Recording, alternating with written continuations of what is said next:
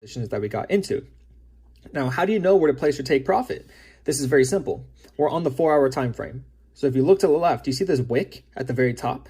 You're going to draw from one high wick to another high wick. So from wick to wick. At the time, you see this big spike? That did not happen. Price was fluctuating around here. So I got into a buy position right here. And because this is cryptocurrencies, at times it could lag a bit or you can go into some drawdown before the actual move happens. So I got into a buy right here. We went into drawdown and then it spiked straight up and it hit our take profit at this line. So again, the reason why I placed my take profit at that line is because third time's the charm. Okay, this happens in everything in life. 3 times is key.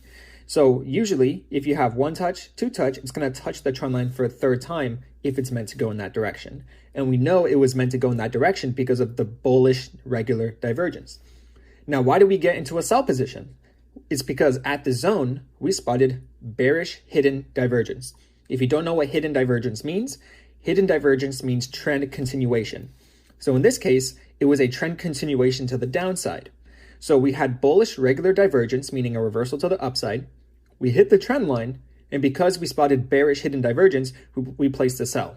And that's how I caught another 300 pips. So I technically caught 600 pips in one day trading Bitcoin, and that is exactly how I did it. So I hope that helped you guys out. Take that information, run with it. And again, this is how I personally trade divergence. See you guys in the next video.